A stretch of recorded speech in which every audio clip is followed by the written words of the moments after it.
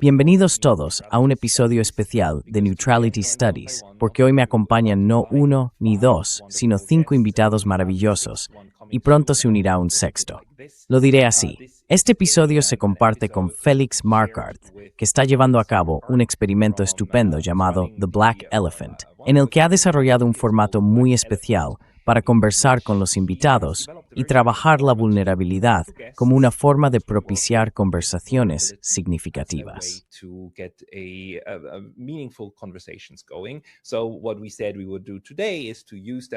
Así que lo que dijimos que haríamos hoy es usar ese formato y mezclarlo un poco con uno político para debatir uno de los problemas de nuestro tiempo, la violencia que asola Asia Occidental, que está causando cosas terribles a muchísimas personas.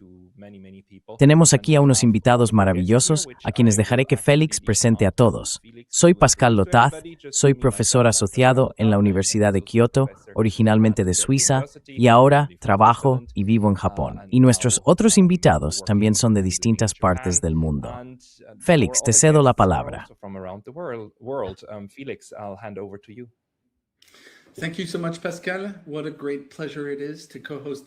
Muchas gracias, Pascal. Es un gran placer copresentar esto contigo. Este episodio 0 de la experiencia Black Elephant es fruto de las conversaciones que surgieron contigo. Así que me alegra muchísimo que estemos haciendo este episodio juntos. Este episodio 0 juntos. Me gustaría empezar diciendo que originalmente teníamos un panel un poco más amplio y con un equilibrio de género mucho mayor. Así que no estaba pensado que fuera un panel solo de hombres. Solo quería dejarlo claro. Nuestra última invitada, que debería llegar en cualquier momento, es Melek, que es de Gaza pero actualmente reside en Qatar. Aparte de ella, tenemos al legendario historiador Ilan Pappé. Encantado de tenerte aquí, Ilan. Murtaza, un placer de nuevo. Murtaza Hussein de The Intercept. Bienvenido, Maz. Y Mohammed Jalal de The Thinking Muslim. Y ahí está Melek. Bienvenida. ¿Cómo estás? Gracias. Me alegra verte. Maravilloso. Encantado de tenerte aquí. Así que Melek, justo estaba diciendo que no estaba previsto que fueras la única mujer en este panel. Perdónanos, hubo algunas cancelaciones de última hora, y aquí estamos. Déjame contarte un poco sobre cómo empezó Black Elephants. Durante la pandemia, un grupo variopinto de personas, dañadas de distintas maneras, entre ellas yo mismo, se reunió y se dio cuenta de que, como habíamos aprendido a enfrentarnos a nuestro trauma y habíamos hecho cierto trabajo para sanar y gestionarlo, habíamos desarrollado lo que casi veíamos como una especie de superpoder. La capacidad no solo de hablar sobre lo que pensábamos o lo que estaba ocurriendo, sino de ir a lugares a los que la mayoría de la gente no va, con personas que no conoce, y hablar de cosas más personales, más íntimas.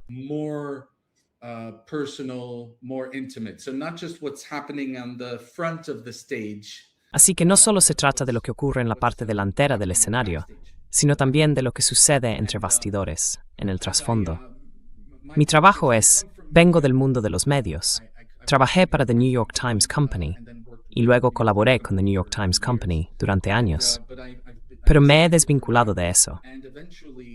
Con el tiempo llegué a la conclusión, como adicto en recuperación, de que existe una relación descuidada entre la propaganda, por un lado, y la adicción, por otro. Ambas explotan en cuanto a su importancia en el siglo XX, más o menos al mismo tiempo, y no es por casualidad.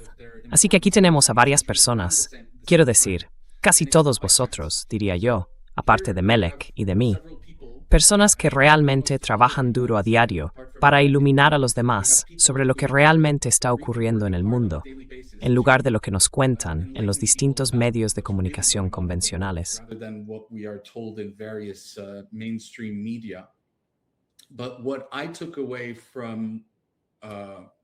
Lo que saqué de aquella experiencia que mencioné durante la pandemia y del nacimiento de Black Elephant es que no solo necesitas información significativa para desenvolverte adecuadamente en este mundo. La necesitas. De verdad necesitas información que esté desconectada del poder, pero también necesitas algo más. Necesitas conexión. Necesitas ser capaz de conectar a un nivel más profundo con otras personas. Y cuando combinas ambas cosas, cambia radicalmente la forma en que interactúas con ellas. No voy a decir más por ahora. Tendré algo más que añadir al final de esta sesión. Pero por el momento, me gustaría simplemente explicar cómo funciona esto. But for now, I would like to just explain how this works. So we do 2 rounds where we don't. Así que haremos 2 rondas en las que no nos responderemos entre nosotros, sino que simplemente contestaremos las mismas preguntas. La primera ronda es más personal, aunque no exclusivamente.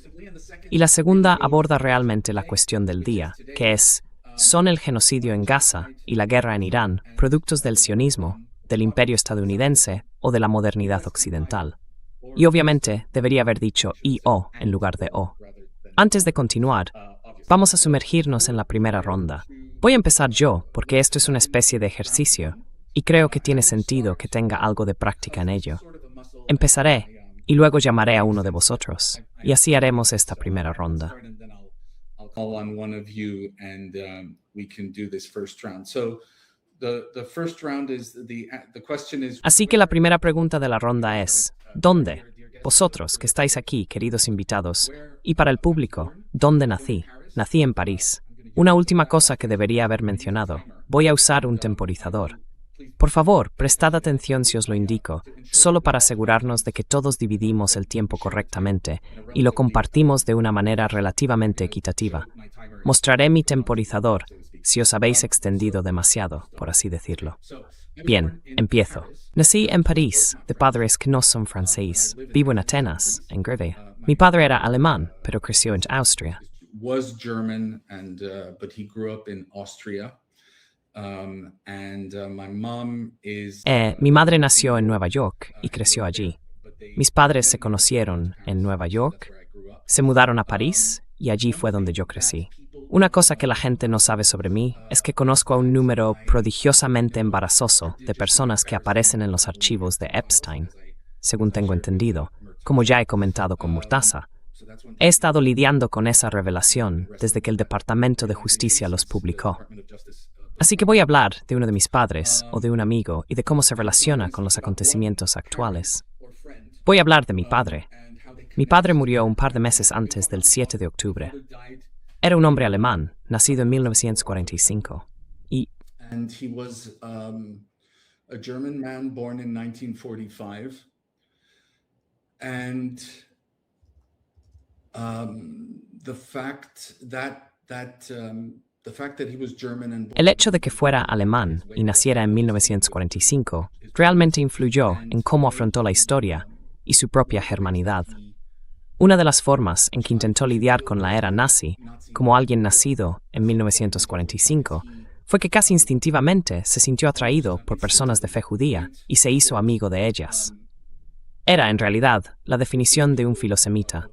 Como murió un par de meses antes del 7 de octubre, fui a su funeral en Viena, literalmente una semana antes del 7 de octubre, y alrededor del 90% de las personas allí eran judías. Y como en su mayoría eran de la generación del baby boom, supe una semana después que las conversaciones con todo ese mundo definido por mi padre, que era una parte importante de mi vida, iban a volverse muy, muy complicadas. He estado lidiando con eso desde entonces, y es una parte fundamental de la novela que estoy a punto de publicar, que se titula El extraño colapso de los tiempos. Así que eso soy yo. Y ahora le paso la palabra a Pascal Lotaz. And now I'm going to pass it on to Pascal. Thank you very much, Felix. And may I just Muchas gracias, Félix. Y permíteme intervenir un momento para todos los que nos están viendo. Se nos olvidó deciros que hemos preparado 2 preguntas. La primera es para que todos la respondan, uno tras otro. Decidnos vuestro nombre, lugar de origen, dónde os encontráis actualmente y algo que la mayoría de la gente no sepa sobre vosotros. Por último, habladnos de un amigo o un familiar y de cómo se relaciona con los acontecimientos actuales. Después pasaremos a la segunda pregunta. Disculpad que no lo mencionáramos antes. Así que, de nuevo, me llamo Pascal Lotaz. Soy el presentador del programa de YouTube Neutrality Studies, actualmente en Japón.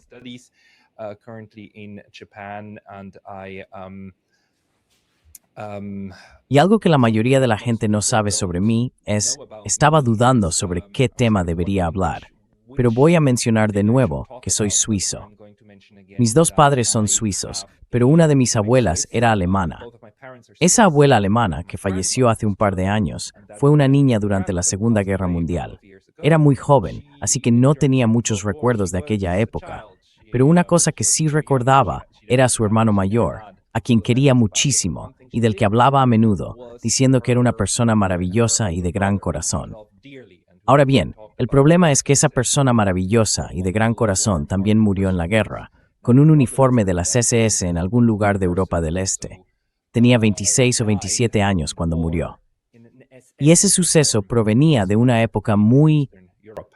He died at the age of 26 or 27, and that event was from a very that event. I mean that knowing that and hearing how my grandma. En aquel evento, quiero decir, sabiendo eso y escuchando cómo mi abuela habla de él como de una persona encantadora a la que echa mucho de menos, y sabiendo que luchó por un gobierno tan horrible y que probablemente estuvo implicado en el exterminio de tantas personas inocentes, judíos, gitanos y otros llamados indeseables.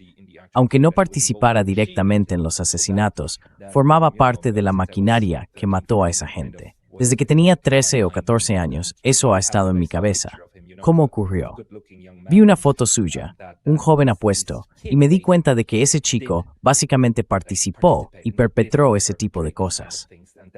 Probablemente pensaba que era una buena idea, que quería hacerlo, que quería formar parte de ese movimiento y que en su juventud creía que era lo correcto. He believed that it was the right thing to do. That is something that kind of. Eso es algo que todavía me quita el sueño. Quiero decir, esta cuestión de por qué las personas buenas cometen actos malvados. Y creo que ahí está la conexión con lo que está ocurriendo ahora mismo, porque no creo que lo que sucede en Asia Occidental pueda reducirse a la maldad de una u otra persona. Es un sistema, y necesitamos averiguar cuáles son las diferentes partes de ese sistema que al final provocan muertes masivas. Y dicho esto, me gustaría pedirle a Malak que nos dé sus respuestas.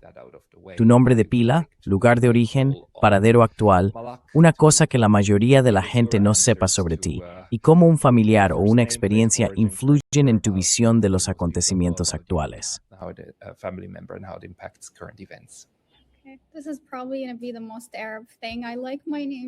Probablemente esto vaya a sonar muy árabe. Me gusta que mi nombre se pronuncie como Malak, no como Malak. Siempre me pasa lo mismo, así que mi nombre es Malak y soy de Gaza. Crecí y viví toda mi vida allí, pero actualmente resido en Qatar. Hice mis estudios aquí, mi máster, y luego comenzó el genocidio. Así que pensé, bueno, no tengo muchas opciones, me quedaré aquí. Empecé a trabajar y eso es todo. Una cosa que la mayoría de la gente no sabe sobre mí y que me resulta muy querida, creo que nunca lo he compartido con nadie, es que la mayoría de las personas se sienten intimidadas para acercarse o relacionarse conmigo porque piensan que soy de algún modo privilegiada y egocéntrica, lo cual me duele.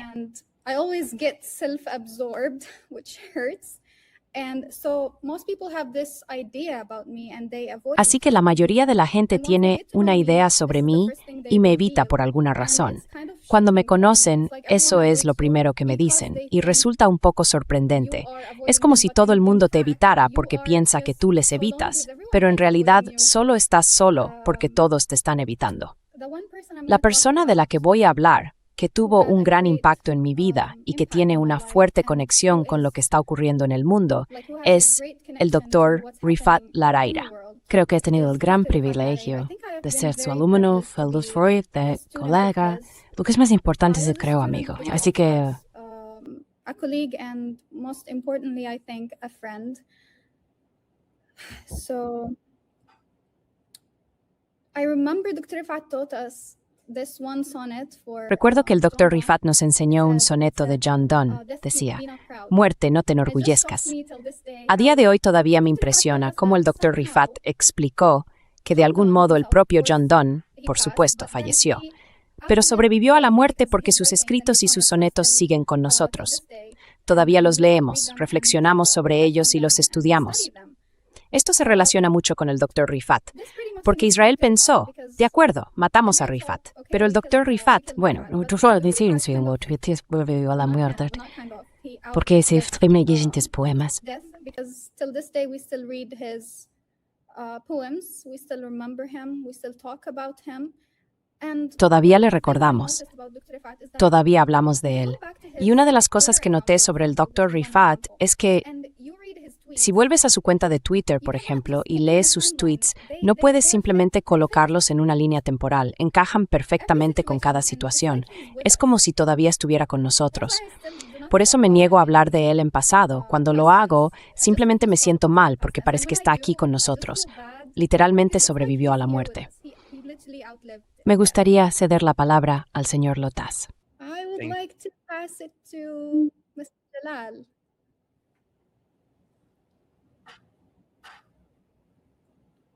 You're still Thank you. muted. Thank you so much. Jazakallah khair. Sigues en silencio, muchas Yeah, gracias. before Sí, I pues me llamo Muhammad Jalal. Nací en Gran Bretaña, en el Reino Unido, en Londres, en un lugar llamado Hackney, que está al este de Londres. of London, Crecí en Londres y en realidad he sido londinense desde que nací. Ahora mismo estoy aquí, hablándote desde las afueras de Londres, pero me reservo el derecho de seguir llamando Londres al lugar donde vivo. where I live, London still. Algo que no mucha gente sabe sobre mí. Como quizás sepas, empecé un podcast que se centra en la actualidad y en las fisuras ideológicas que existen tanto en el mundo en general como dentro de la comunidad musulmana. Se llama A Thinking Muslim. Y a menudo, cuando la gente me pregunta por qué empecé el podcast, And often when people ask me, why did you begin the podcast? I normally say because we've got some great minds within the Muslim community. normalmente digo que es porque tenemos algunas mentes brillantes dentro de la comunidad musulmana y fuera de ella, muchas de ellas en este panel, que realmente necesitan ser escuchadas por los miembros de la comunidad musulmana. Pero eso es solo una parte. Creo que en el fondo, la razón por la que empecé el podcast se remonta a 2018. Mi hijo falleció y fue un golpe muy duro. Me hizo darme cuenta de que la vida es temporal y que no se trata solo de acumular riqueza o de tener éxito en la carrera profesional. Antes era profesor, enseñé política durante mucho tiempo. Pero la vida es más que eso. Hasta que no hagamos algo significativo con nuestras vidas, estamos en una posición, quizá una posición privilegiada, y creo que la mayoría de nosotros estamos en una posición muy privilegiada.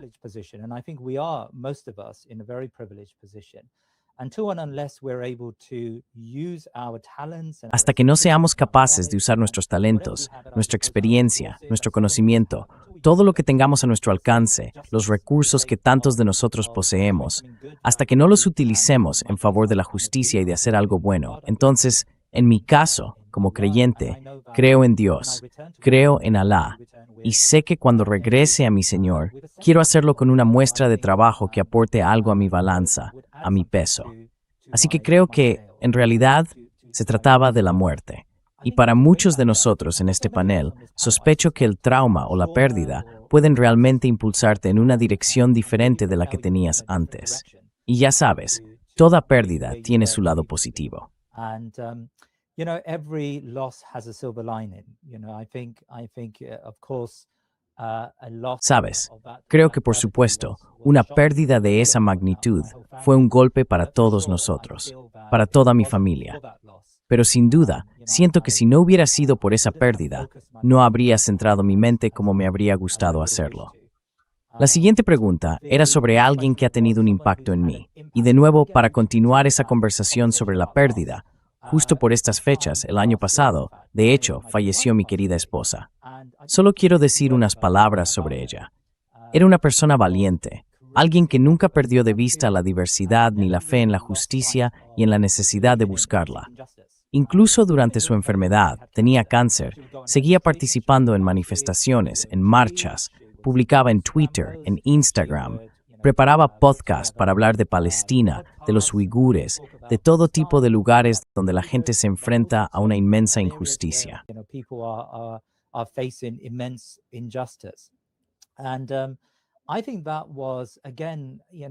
Y creo que eso fue una vez más, algo que recuerdo con admiración, que haya alguien que esté pasando personalmente por tantas dificultades, y aún así nunca olvide su necesidad, su deber de decir la verdad al poder, de alzar la voz por la justicia.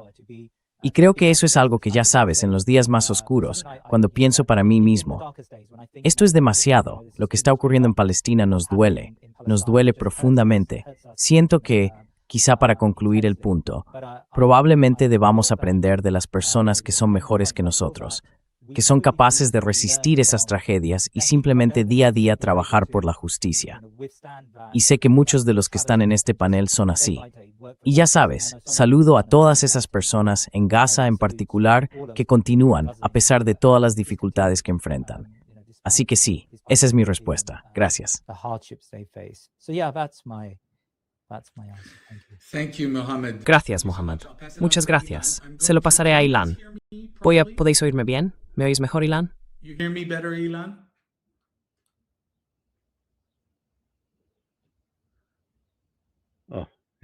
Oh, sí. Vale, maravilloso. Tu intervención temprana fue amortiguada. Vale, vale. Okay.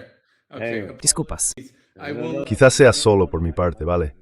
Okay. I will raise. Levantaré mi teléfono si se acaba el tiempo, solo para que lo veáis, ¿de acuerdo? Sí. So you guys know. Yeah.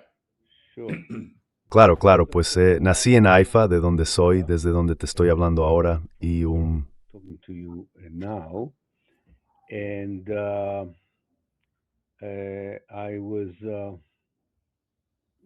if I'm thinking about something si pienso en algo que nadie sabe sobre mí, bueno, soy una figura bastante pública, así que es difícil de decir. Cuando vi la pregunta, en realidad pensé en algo relativamente esotérico, pero quizá ayude a entender algunas de las realidades imposibles en las que vivimos. Creo que fue el 15 o 16 de julio de 2023, cuando un amigo mío de otra universidad en Gaza me llamó.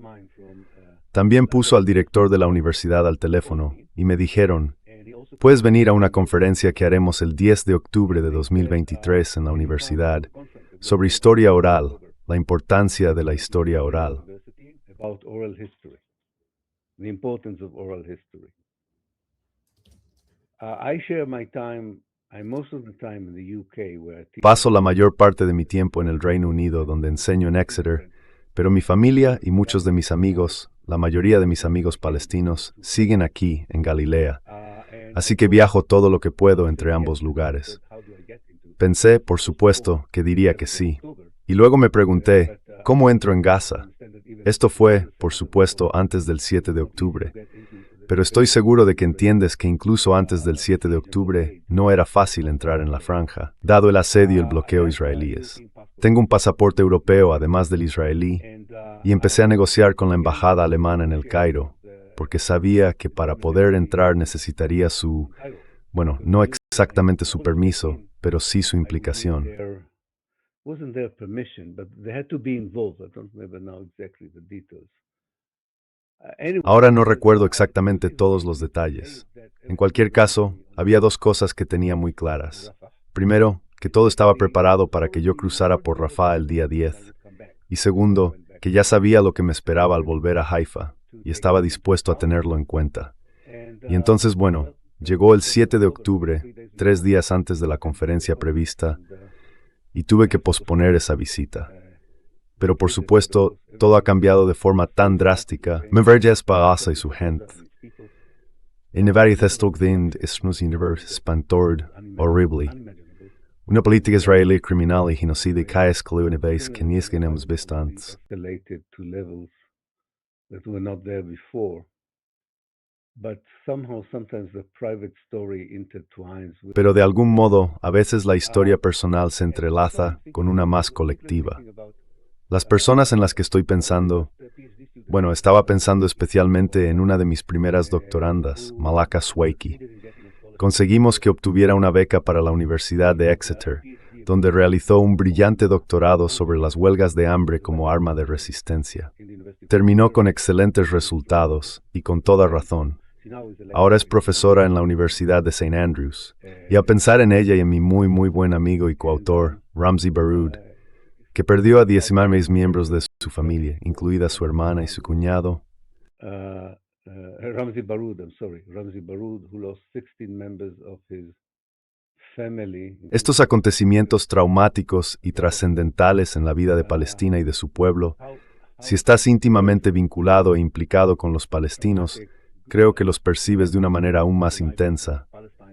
Solo puedes actuar no solo por el conocimiento general que posees, que por sí solo debería conmover a la gente, creo, en el caso de Palestina, sino porque está relacionado con personas que tienen nombres, que son amigos, amigos que en mi caso conozco desde hace más de 50 años.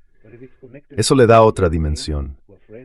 Y la cuestión es cómo transmitir esa dimensión a un público más amplio, porque aún necesitamos ampliar la solidaridad con los palestinos para afrontar el peligro existencial al que se enfrentan ahora, no solo en Gaza, sino también en Cisjordania y dentro de Israel.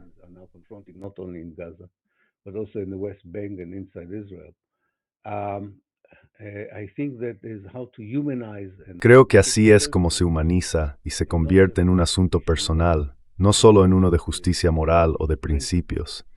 Te sientes comprometido con personas que conoces, aunque en realidad no las conozcas. Por eso creo que historias como la de Hind Rahab se volvieron tan poderosas para movilizar a la gente. Las personas sienten que conocen a alguien a quien en realidad no conocen. Estas son las personas en las que estoy pensando. También tengo algunos estudiantes de Teherán que fueron mis doctorandos a lo largo de los años. Y para mí, lo que les está ocurriendo a ellos es mucho más importante que lo que está ocurriendo en Irán ahora mismo. Porque es una mezcla. Te preocupas por los individuos, luego por la nación, luego por la causa y así sucesivamente. Y no es fácil de manejar. Muchas gracias, Ilan. Más, tienes la palabra. Sí, gracias a todos. Bueno, soy Mojtaba Al-Hussein, soy periodista, vivo en Nueva York. He pasado la mayor parte de mi vida por aquí, pero mi familia es originaria de Pakistán. Creo que hablábamos antes, Félix, sobre nuestros orígenes. La verdad es que no soy muy bueno con las reflexiones personales, para ser sincero. Probablemente sea una de las cosas más destacables sobre mí. Pero bueno, estaba pensando en eso. Es interesante porque mi familia vivió en la India durante muchísimo tiempo. De hecho, teníamos un árbol genealógico. Trazamos nuestro linaje hasta hace unos 800 o 900 años. Y luego, cuando ocurrió la partición de la India y Pakistán, se marcharon a Pakistán.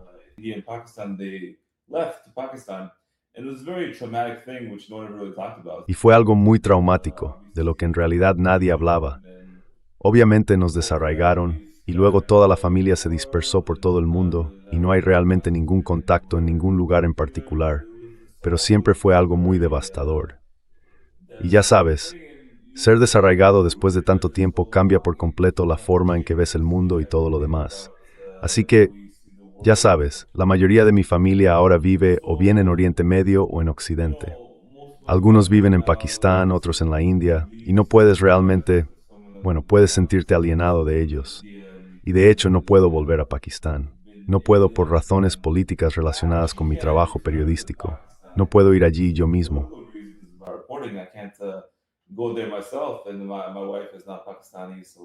Y mi esposa no es pakistaní, así que es otro nivel de atenuación. Pero es interesante porque hace un par de años mi abuela, que aún vive, volvió a la India. Creció en Hyderabad, de ahí procede ese lado de la familia. Ahora tiene más de 90 años, y cuando regresó a Hyderabad hace unos años se reunió con sus antiguas compañeras de escuela de entonces, amigas hindúes y otras de distintas comunidades minoritarias de la India. Por supuesto, la partición fue una partición basada en la religión, así que ella se había marchado a Pakistán. Y cuando se reencontraron, fue muy emotivo en realidad porque compartieron todos esos recuerdos.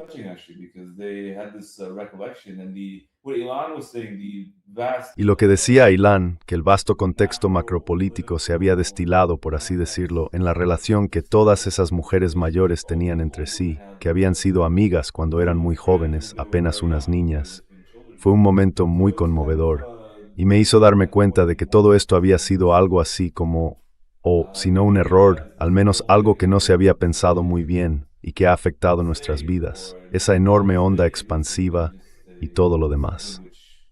Así que cuando pienso en los orígenes, pienso en eso, en cómo los puntos de origen han sido tan desplazados y luego, quién sabe qué pasará en el futuro, incluso ahora que la historia sigue desarrollándose. Pero sí, Ese es más o menos mi trasfondo y cómo llegué hasta aquí en ese sentido.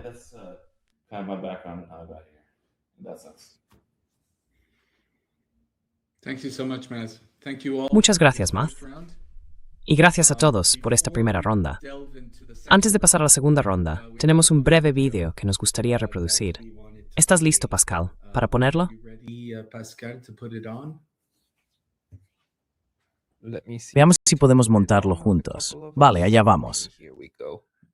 It feels like Parece que capta este momento para a moment for the West. El oeste. It's an enorme famosum. Renting in me may have a bonus cries. The singing do dance woman you. Watch 1 minute of it. Muy bien, están viniendo. Ahora veremos cómo se las arreglan esos rusos con una división de élite de las SS. Hans, Steven Loretstrang. Yeah. Hans, I've just noticed something. sí. Hans, acabo de darme cuenta de una cosa. Estos comunistas son todos unos cobardes. ¿Has mirado nuestras gorras últimamente? ¿Nuestras gorras? Las insignias de nuestras gorras. ¿Las has mirado? ¿Qué? No, un poco. Tienen calaveras. ¿Te has fijado en que nuestras gorras tienen dibujadas pequeñas calaveras? Yo no. Hans, ¿somos los malos? Hans, are we the baddies? Deberíamos broses de gaten este punto. Thanks, Pascal. Are we the baddies? Gracias, Pascal. So ¿Somos los the malos? second round, we will be Somos los malos. Así que para la segunda ronda, responderemos a la siguiente pregunta. ¿Son el genocidio en Gaza y la guerra con Irán productos del sionismo, del imperio estadounidense y o de la modernidad occidental? maybe I'll just start. Quizá empiece dándos un par de ejemplos, pistas sobre por qué se me ocurrió esta pregunta y por qué decidimos abordarla con Pascal. I remember thinking Recuerdo que, en los meses posteriores al 7 de octubre, al ver muchos testimonios de, bueno, no recuerdo el nombre de aquel festival de música que se estaba celebrando, no vi ningún comentario en la prensa occidental sobre una pregunta sencilla que me parecía realmente crucial. ¿Qué tipo de sociedad piensa que está bien, que es imaginable, celebrar un festival de música techno, a tiro de piedra de un campo de concentración? techno music festival, a stone's throw from a concentration camp.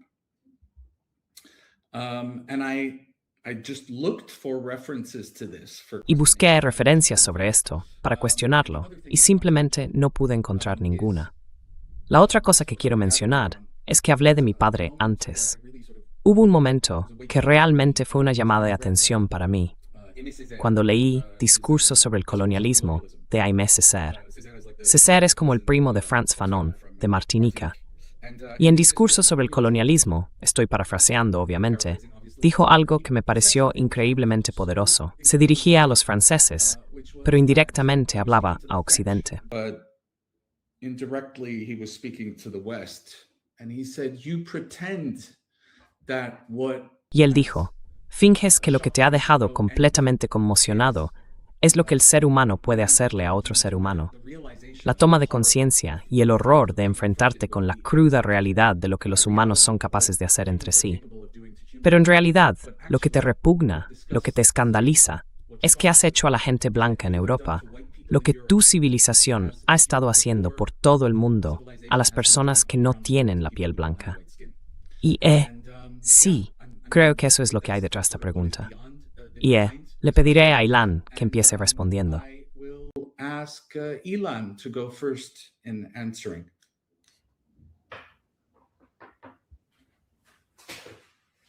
Yes. Well, I think we should. Sí. Bueno, creo que deberíamos de alguna manera mirar de forma personal y diferente el genocidio en Gaza y la guerra en Irán al analizar los tres elementos de los que hablas: el sionismo, el imperialismo estadounidense y el modernismo. Creo que en el caso de Gaza es sin duda el resultado del sionismo. El sionismo es una ideología de un movimiento colonial de asentamiento. Y una ideología, como todas las ideologías, no se queda en los libros o en la teoría, sino que evoluciona en relación con las realidades sobre el terreno.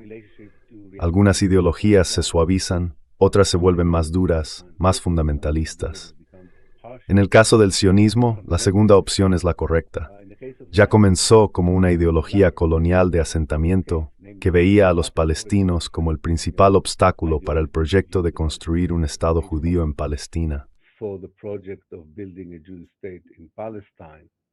And from that ideology, the strategy that other settlers Y de esa ideología surgió la estrategia que adoptaron otros proyectos coloniales de asentamiento, lo que el difunto Patrick Wolf llamó la eliminación de los nativos. Condujo a la enorme limpieza étnica de 1948. Pero la resistencia palestina a ello y la imposibilidad de cuadrar el círculo que el sionismo siempre quiso cuadrar, entre el deseo de tener un Estado liberal y democrático y al mismo tiempo, en favorecer esa lógica fundamental de eliminar a los nativos, como si fuera posible reconciliar ambas cosas. El fracaso y actitudes de esa reconciliación endureció el sionismo. Lo más Lombards resumitzen en su núcleo más profundo. ideology at its very center. And probably the last 26 Y probablemente los últimos 26 años fueron la fase en la que el sionismo se intensificó de dos maneras. Una es que, de algún modo, se deshizo de sus márgenes más ambivalentes. Personas que aún albergaban la esperanza, lo que solíamos llamar sionistas liberales o sionistas de izquierdas, que intentaban encontrar una forma de reconciliar de algún modo los valores universales, fueran los que fueran, con la naturaleza racista real del sionismo. Esto desapareció a medida que avanzábamos por el siglo XXI. Lamentablemente, el resultado de esa desaparición es que si existían inhibiciones, y las había en la política israelí hacia los palestinos, estas fueron desapareciendo poco a poco.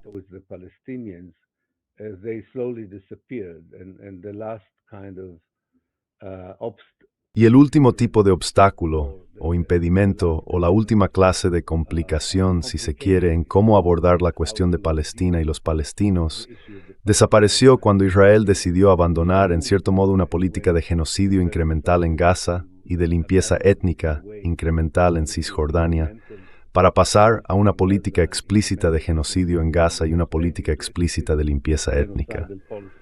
Así que la primera respuesta es que, cuando se trata de Gaza, la atención debe centrarse en el sionismo. Por supuesto, el sionismo no habría podido tener éxito en sus políticas de genocidio y limpieza étnica sin el imperialismo estadounidense. Si se elimina el imperialismo estadounidense de la ecuación, se obtiene un movimiento sionista mucho más débil en el pasado y un Israel mucho más débil en el presente.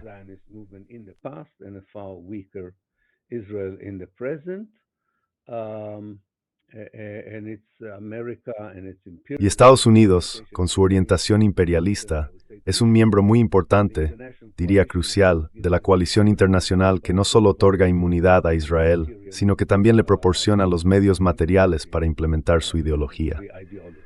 La modernidad tiene algo que ver con ello, aunque no creo que modernidad sea el término adecuado. Pienso que la modernización es más importante que la modernidad. La modernidad puede ser un hecho. La modernización es una ideología, y es una ideología que va de la mano con el imperialismo, el colonialismo y el sionismo. Por lo tanto, proporciona el andamiaje académico, filosófico y a veces moral que permite a la gente en Occidente considerar atrocidades como el genocidio como autodefensa del Estado judío. Les permite ver a Irán como otra reencarnación de la Alemania nazi, y por tanto, incluso si es un presidente estadounidense lunático quien lidera el camino, se considera justificado y así sucesivamente.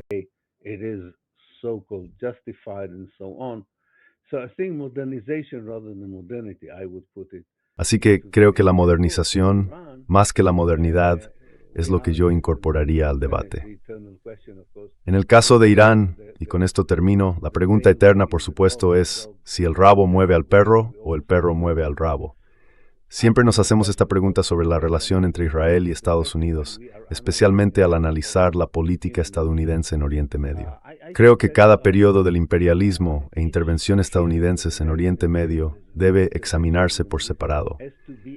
No creo que se pueda, como historiador, esa es mi opinión, elaborar realmente un análisis global de la política estadounidense desde 1945 hasta hoy, porque ha pasado cambios bastante fundamentales.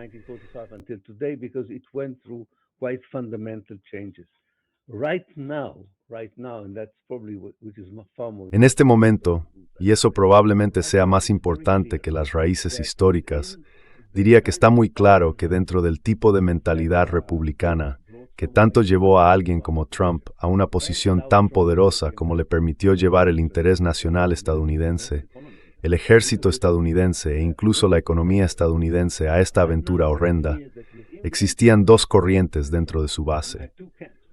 Una corriente se oponía totalmente a esta política, y aún lo hace, y otra corriente, que también incluía a los sionistas cristianos, estaba muy entusiasmada con este comportamiento que viola por completo el derecho internacional y todo tipo de consenso que habíamos tenido en el pasado sobre los asuntos mundiales.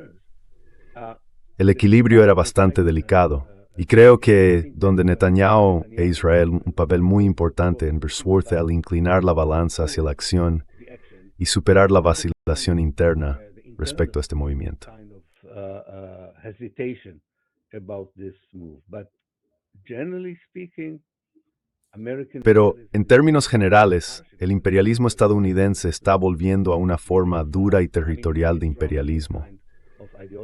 Dejando de lado, quiero decir, si Trump y su orientación llegaran a tener éxito, han dejado claramente de lado el imperialismo clandestino que solía caracterizar la implicación estadounidense en Oriente Medio.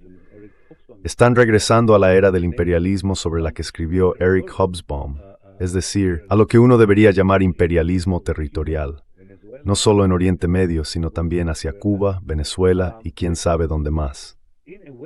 De algún modo, esto vuelve a poner de manifiesto la conexión entre la modernización, que en Occidente se equipara con la ilustración, el progreso y el secularismo, y vuelve a exponer esa pretensión de que estos valores son universales y solo pueden ser interpretados por la llamada civilización occidental, a veces denominada civilización judeocristiana.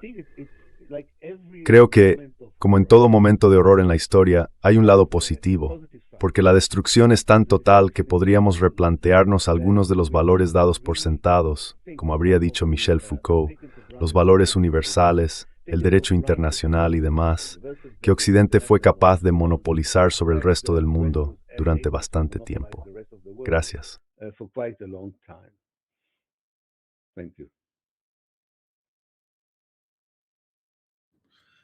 Lo siento. Gracias, Ilan. A la paz Murtaza.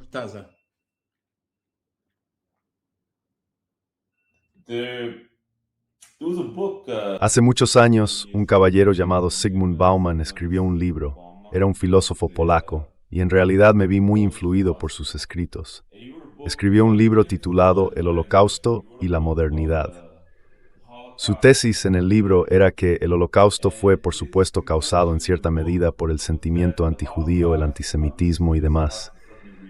Pero decía que no tenía mucho sentido que ocurriera en Alemania por esa razón, porque en aquel momento, según su evaluación, Francia era una sociedad mucho más antisemita, y sin embargo no ocurrió en Franley, no, y así sucesivamente.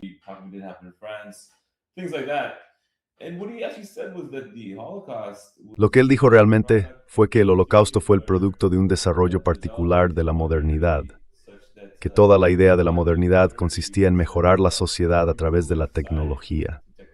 No fue realmente un producto del odio excesivo, aunque eso formó parte de ello, sino más bien el resultado de considerar la tecnología como un medio para resolver un problema en la sociedad, es decir, un determinado grupo de personas visto como ese problema.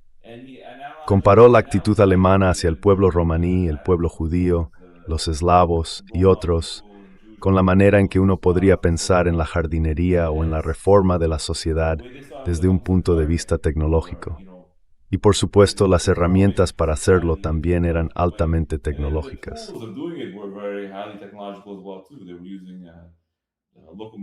Utilizaban locomotoras, trenes, gas y todas esas cosas para lograrlo de una manera más eficaz. Y todo el tiempo se consideraba desde su perspectiva una mejora de la sociedad, desde un punto de vista genético, desde un punto de vista higiénico, de todas esas formas. Así es como se describía. Así que me di cuenta de que la forma en que el gobierno israelí habla ahora sobre la cuestión de los palestinos e incluso de los libaneses y hasta cierto punto de los iraníes es la misma.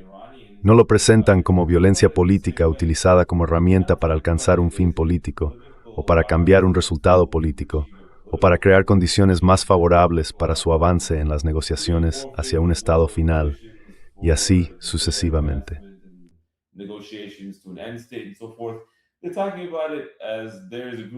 Hablan de ello como si existiera un grupo de personas que fueran un problema. No tienen ninguna relevancia política ni ninguna reivindicación política que hacer. ¿Cómo podemos usar estos métodos tecnológicos para eliminar a estas personas? Y al eliminarlas, habremos mejorado la situación en nuestra propia sociedad y en la región. Y eso es todo. Así que se ve mucho debate sobre el uso de la IA, la superioridad aérea y todas esas otras herramientas. Pero el único objetivo, en realidad, es la eliminación de un grupo de personas consideradas indeseables. Y lo que Bauman sostenía era que esto forma parte de la modernidad. No es que el genocidio no haya ocurrido históricamente, sí lo ha hecho, pero las motivaciones y los factores que lo impulsaban eran muy distintos, y la forma en que se llevaba a cabo también lo era.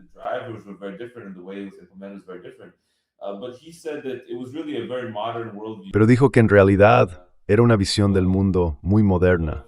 Pensar que, bueno, si ves tu objetivo como mejorar las cosas desde tu propia perspectiva y crees que necesitas eliminar a ciertas personas para lograrlo, entonces puedes simplemente aplicar métodos técnicos para conseguirlo. Y así cualquier otra consideración humana o política puede dejarse de lado o considerarse irrelevante. Eso supone incluso una ruptura con las creencias tradicionales en el mundo cerrado y demás. También existe la violencia, como hemos visto, con un fin político. Pero la mayor parte de la aplicación de la violencia por parte de Israel ahora no tiene correlación política. Se parece mucho a lo que se describió como ocurrido en el Holocausto, una aplicación técnica de la eliminación de un determinado grupo de personas.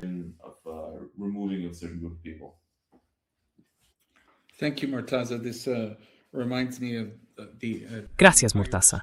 Esto me recuerda que toda una escuela de filosofía se basó en algunas de esas consideraciones, la escuela de Frankfurt. Así que déjame pasar a Malak. Perdón por la mala pronunciación. Estás en silencio. You're muted.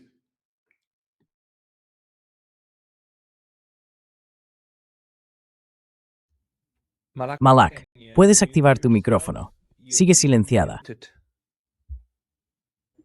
Oh, can you hear me now? Vale, ¿me oyes ahora? Quería decir que tu pronunciación es realmente buena, así que no me refería a vosotros. Vuestra pronunciación es buena. Da bastante respeto responder a esta pregunta después de que Ilan y Murtaza ya hayan hablado. Pero mi pensamiento personal, mi opinión personal sobre esto, el genocidio en Gaza, en los términos más simples, es que básicamente se trata del sionismo. En el sentido de que Israel cree que se le ha prometido un estado en la limpieza étnica. Y lo estaban dando en la limpieza étnica.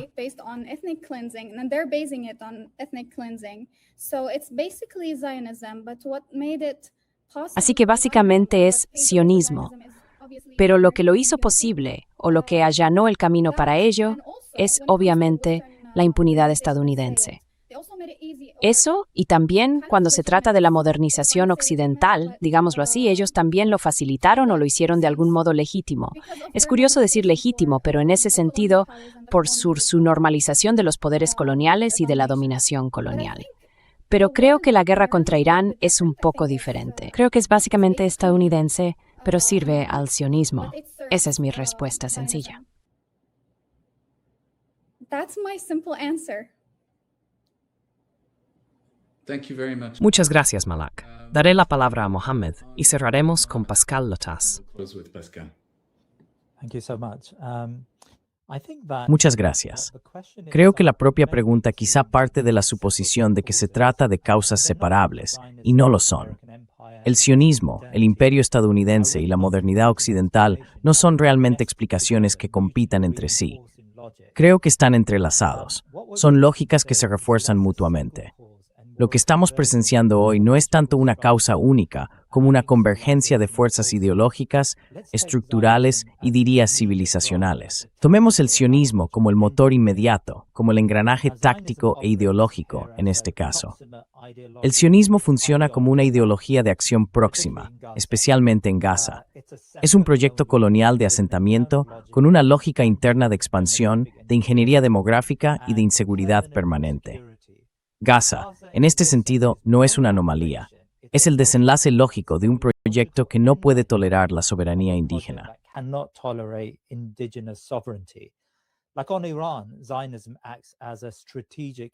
Al igual que con Irán, el sionismo actúa como un instigador estratégico, buscando eliminar cualquier poder regional capaz de disuasión o resistencia. Pero el sionismo por sí solo no puede explicar esta guerra regional, ni puede llevarla a cabo por sí mismo. Realmente necesita patrocinio imperial. Ahí es donde entra el imperio estadounidense. Como facilitador, el imperio que proporciona la infraestructura material y estratégica. Estados Unidos aporta la arquitectura del poder duro, armas, cobertura diplomática, inteligencia y dominio de la escalada. Y no es solo Estados Unidos. Estados Unidos y sus estados subordinados, o sus aliados, como las potencias de Europa, en la Unión Europea, están todos firmemente, aparte de España, por supuesto, que merece reconocimiento por ello, firmemente detrás de esta llamada expedición a Irán, o como creo que él lo llamó, al igual que Putin, un campamento militar temporal, sea cual sea el término que usaran.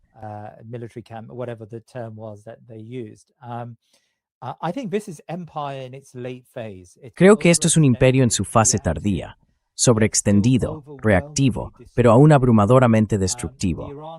La guerra con Irán, en particular, refleja un patrón imperial clásico, guerras preventivas presentadas como cuestiones de seguridad, una lógica de cambio de régimen, el control de la geografía estratégica, de las rutas energéticas y de los puntos de estrangulamiento.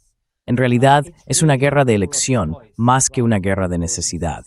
Y lo que es crucial, creo que Estados Unidos no es simplemente manipulado, como sostienen algunos en los círculos analíticos. Está estructuralmente alineado con los objetivos de Israel debido a sus compromisos estratégicos e ideológicos compartidos. Y ahí es donde creo que entra la modernidad, o la modernidad occidental, que proporciona la lógica civilizatoria, al sionismo, al imperialismo estadounidense, a esta guerra en Irán y al genocidio en Gaza.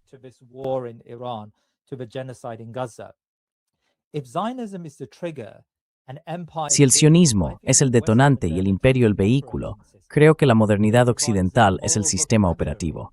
Proporciona el vocabulario moral que hace que esta violencia sea comprensible y justificable. Civilización frente a barbarie, seguridad frente a terror, orden frente a caos.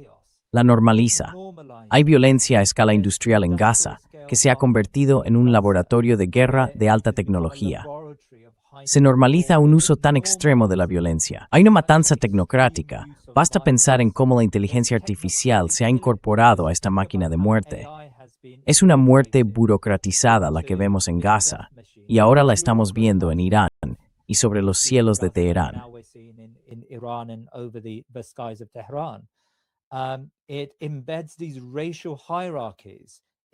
Incorpora estas jerarquías raciales en el derecho internacional.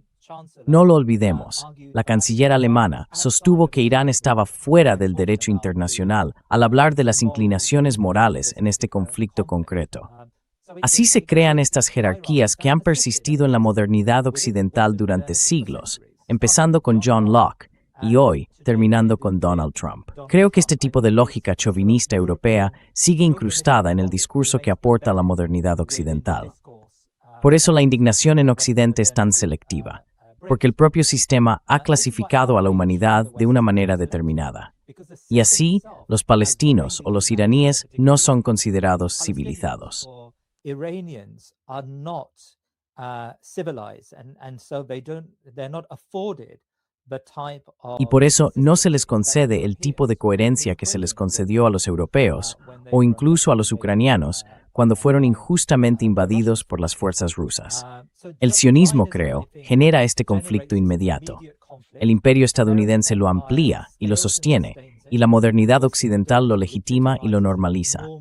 En otras palabras, sin el sionismo no habría genocidio en Gaza. No habría matanza masiva de personas como la que vimos en Gaza. Sin Estados Unidos, no habría capacidad para sostener o expandir Israel a nivel regional. Y sin la modernidad occidental, no habría tolerancia global hacia lo que hemos presenciado durante los últimos 2 años y medio, casi 3. Sí, gracias. Thank you. Muchas gracias, Mohamed. Tienes la palabra, Pascal Lotaz. Bueno, es difícil añadir algo a esto, porque todos aquí lo han expuesto de forma bellísima.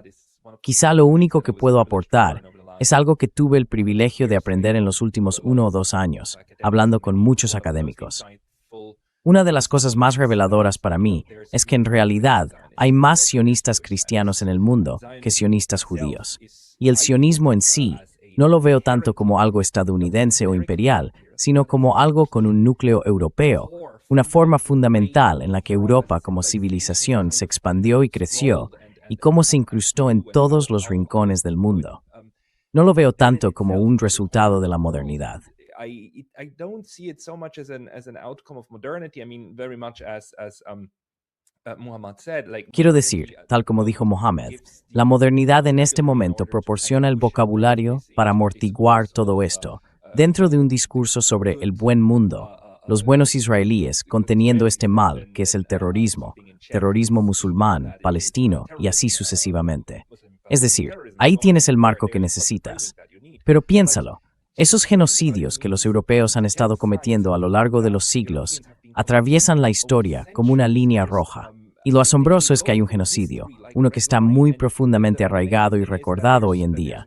Y ese es, de nuevo, como dijiste, Félix, el cometido contra otros blancos en Europa. Felix, that's the one committed against the fellow whites in Europe.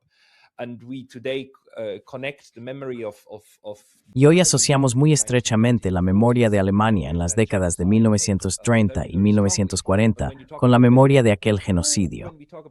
Pero cuando hablamos de Bélgica, ¿quién, al hablar de Bélgica, la relacionaría de inmediato con el genocidio en el Congo? 10 millones de personas muertas después de 1885, ¿verdad? No ocurrió mucho antes que aquel otro. Y el vídeo que acabamos de ver, Somos los malos, se creó para mostrar cómo los alemanes no se cuestionaban a sí mismos. Fue hecho por humoristas británicos, los británicos que cometieron varios genocidios en Sudáfrica y en la India, personas directamente vinculadas a quienes vaciaron 3 continentes, Norteamérica, buena parte de Sudamérica y Australia, de sus poblaciones nativas.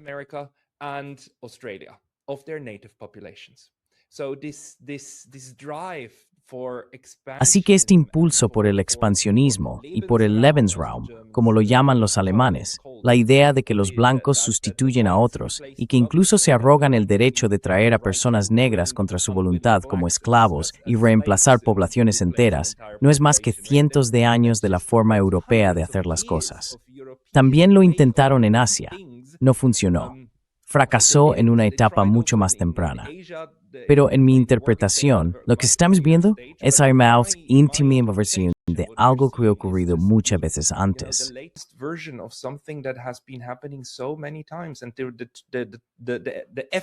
Y el esfuerzo por intentar reemplazar a una población nativa con una no nativa, y luego llamarlos la población nativa, e incluso insultar a los nativos originales llamándolos los invasores, sí, eso es simplemente increíble. Y mezclarlo con todo el discurso sobre los extranjeros en Europa y demás, me deja perplejo. Me asombra que la gente no lo vea, lo cual de nuevo forma parte de cómo funciona el sistema, ¿verdad? Que puedas decir, no, el pasado es el pasado. El colonialismo ya pasó. El colonialismo europeo es como el feudalismo, terminó hace mucho tiempo. Sabemos que fue malo, nunca lo haríamos de nuevo. Y luego cuando lo hacemos otra vez, simplemente le damos un nuevo nombre y un nuevo envoltorio. Y el envoltorio actual es, ¿cuál, Mohamed? Lo que tú señalaste. Mohammad, what you pointed out, but that's how the system keeps itself alive and then creates this enormous. Pero así es como el sistema se mantiene con vida y luego genera esta enorme violencia. Yo nunca, jamás culparía solo a los estadounidenses, en absoluto. Es un crimen básicamente euroamericano, colonial y de colonos blancos, porque algo hace que, al parecer, esta forma de violencia resulte muy digerible para grandes partes de Europa. Y no logro identificar qué es exactamente. Quizás sea la religión, quizás sea esa forma de pensar en blanco y negro. No lo sé, pero hay algo que hace que esto les resulte aceptable. Y si miramos a Irán, se ve la diferencia en los estándares con los que libran una guerra, y con los que otros libran una guerra, y con los que los euroamericanos libran las suyas. Hay algo profundamente, profundamente violento, y lo dejaré ahí.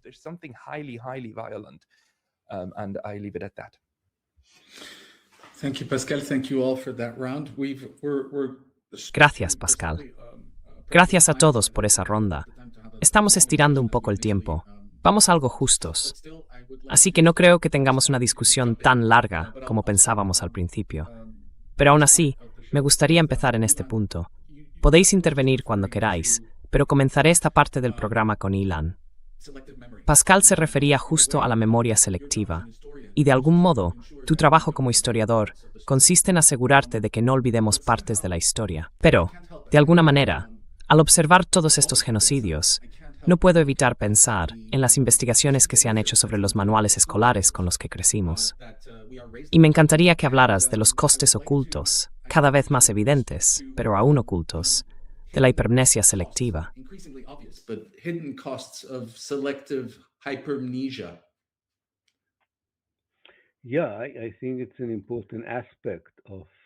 Sí, creo que es un aspecto importante.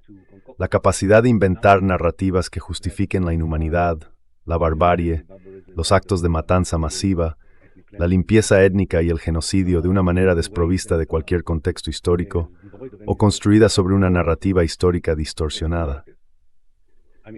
Quiero decir, nunca hubo un ejemplo tan claro, creo, como cuando se hizo evidente que la mera exigencia de académicos, periodistas y activistas después del 7 de octubre, de historizar, de contextualizar en un análisis histórico los acontecimientos del 7 de octubre y lo que ocurrió después, fue en sí misma tratada como ilegítima.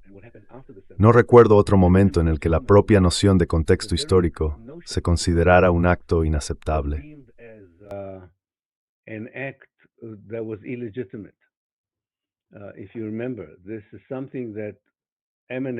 Si recuerdas, todo esto comenzó con la exigencia de Israel de que la palabra contexto no se mencionara en ningún análisis del trasfondo de la operación de Hamás o de la reacción israelí a la misma. En Alemania, la situación alcanzó un nivel absurdo. Los profesores recibieron cartas de las administraciones universitarias indicándoles que no usaran la palabra contexto al analizar lo ocurrido en Gaza. Estoy seguro de que hubo otros periodos en la historia en los que quienes ostentaban el poder, por la razón que fuera, exigieron que no se mencionara el contexto histórico, o insistieron en que solo se legitimara una narrativa histórica y se deslegitimara la otra.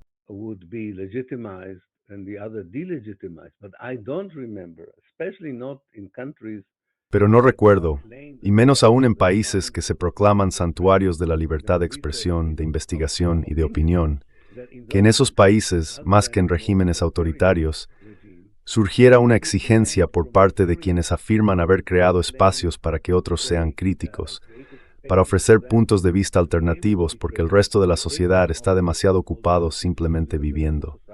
No recuerdo un caso en el que se dijera, no puedes. Es algo parecido a lo que ocurrió durante un periodo mucho más breve en las universidades estadounidenses después del 11 de septiembre. Probablemente recuerdes el debate sobre el núcleo. Entonces no se llamaba contexto, se llamaba la cuestión central. Su versión más popular era ¿por qué nos odian?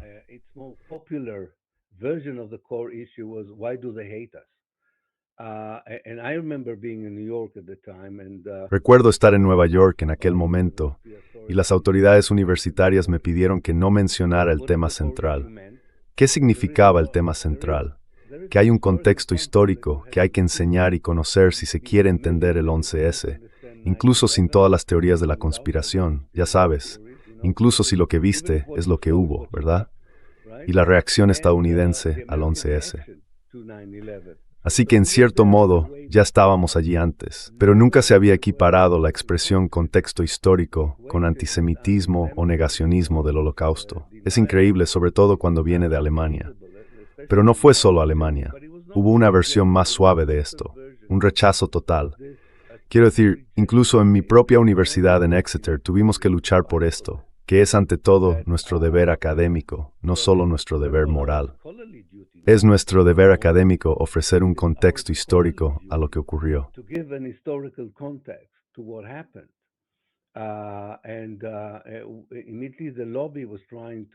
E inmediatamente el lobby intentaba decirle a nuestra universidad que ofrecer un contexto histórico a lo sucedido era apoyar el terrorismo, el antisemitismo y demás. Creo que ya es bastante grave que exista una batalla de narrativas. La mayoría de las historiografías coloniales y de colonos intentan borrar la historia indígena, no solo a través de la investigación académica, sino también destruyendo lugares emblemáticos, apropiándose del folclore indígena, de los nombres y así sucesivamente. Pero eso era algo a lo que estábamos más acostumbrados, y creo que sabíamos cómo afrontarlo. Cuando se trata de una exigencia tan explícita de que la historia no debe tenerse en cuenta para comprender los momentos de violencia en nuestras vidas, es un desarrollo sumamente peligroso, especialmente cuando proviene de sociedades supuestamente ilustradas que dicen valorar la investigación académica como un espacio de libertad. Side of use that word.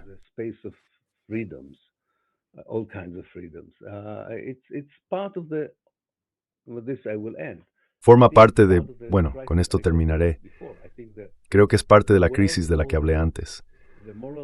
El orden mundial, la columna vertebral moral, la supuesta columna vertebral moral, y el orden mundial que Occidente construyó inmediatamente después de la Segunda Guerra Mundial, traumatizado por la guerra pero reacio a afrontar el hecho de que estaba edificando un nuevo mundo, mientras 2/3 del planeta seguían colonizados. Y al ignorar por completo, por ejemplo, la contribución islámica a lo que llaman civilización judeo-cristiana, se trató de una construcción muy deficiente. Pero llevó un tiempo darse cuenta de que ya existían grietas profundas en esos cimientos, y ahora se está derrumbando.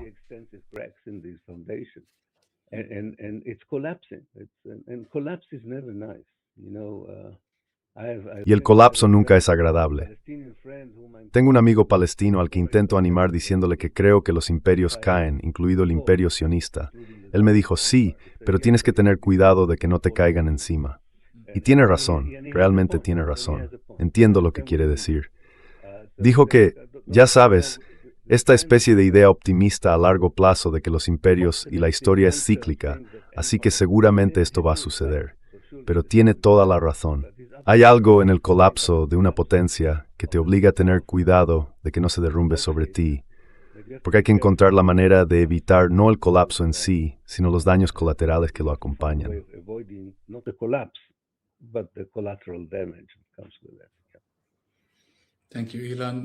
Gracias, Ilan. Muchas gracias. Creo que deberíamos ir avanzando poco a poco hacia el cierre. Estamos muy agradecidos por vuestro tiempo, por el de todos vosotros. Quizá yo.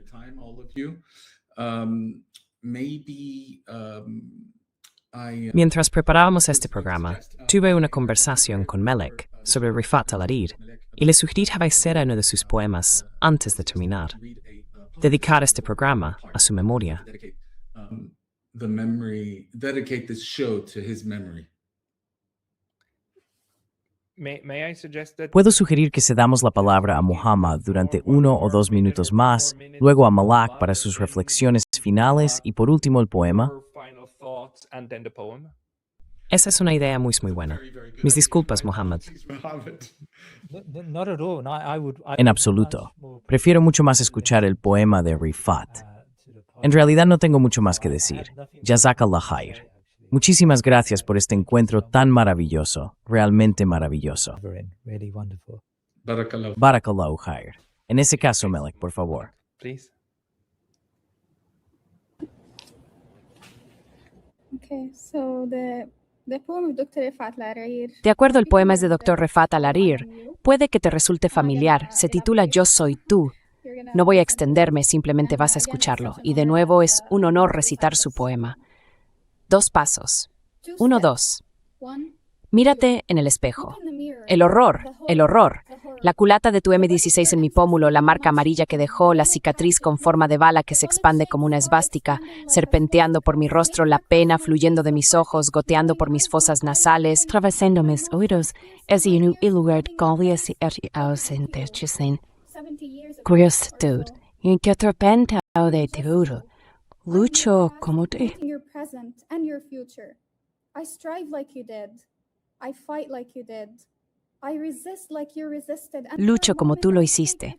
Resisto como tú resististe. Y por un momento tomo tu tenacidad como modelo. ¿Acaso no sostenías el cañón del arma entre mis ojos ensangrentados? 1, 2. La misma arma, la misma bala que mató a tu madre y mató a tu padre está siendo usada contra mí por ti. Marca esta bala y marca tu arma. Si la hueles, tiene tanto tu sangre como la mía. Contiene mi presente y tu pasado. Contiene mi presente. Contiene tu futuro. Por eso somos gemelos.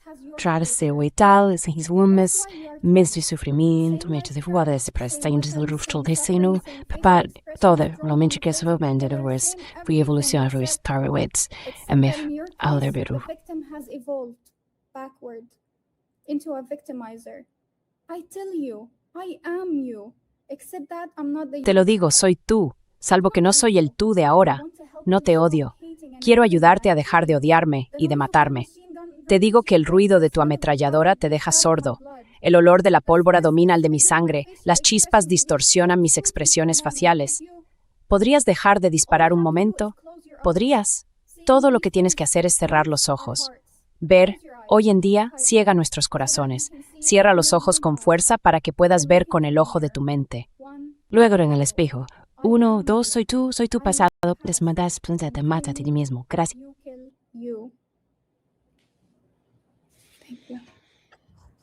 Thank you so much, Marek, for that. Muchas gracias, Marek, por esa lectura. Y gracias a todos por acompañarnos. Lamentablemente, Murtaza tuvo que irse para hacer el programa de noticias Dropsite, pero estamos muy, muy agradecidos. Sé que hablo también en nombre de Pascal, al decir que ha sido un placer contar contigo en este episodio 0 de la experiencia Black Elephant. Episode 0 of the Black Elephant Experience. Muchas gracias a todos. Chasqueos. Fue un placer conoceros a todos. Muchas gracias. Thank you.